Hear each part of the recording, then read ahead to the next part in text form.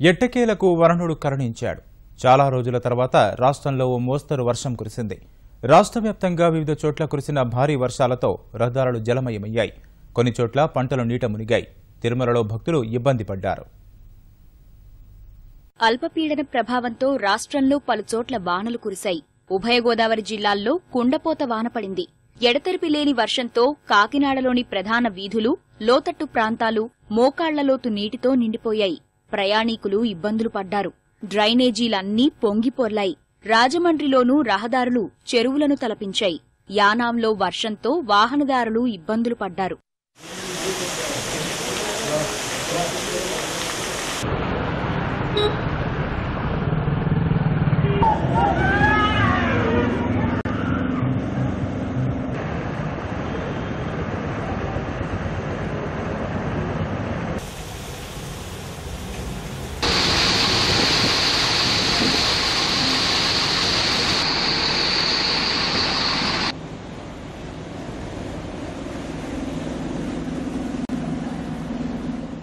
తూర్పుగోదావరి జిల్లాలోని మెట్ట ప్రాంతాలైన తుని, ప్రత్తిపాడు, జగ్గంపేట, రాజానగరం నియోజకవర్గాలతో పాటు ఏజెన్సీలోనూ వర్షం కురిసింది. కోనసీమలోనూ భారీ వర్షం కురిసింది.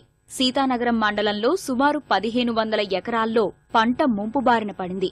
పశ్చిమ గోదావరి జిల్లాలోనూ జోరువాన కురిసింది. కొన్ని వాగులు పొంగిపొర్లాయి.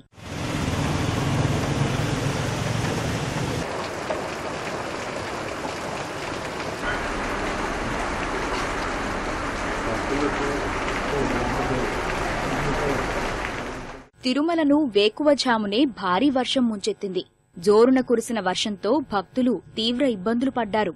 వారాంతం కావడంతో రద్దీ అధికంగా ఉండి క్యూలైన్లలో బారులు తీరిన జనం వానలో తడవక తప్పలేదు.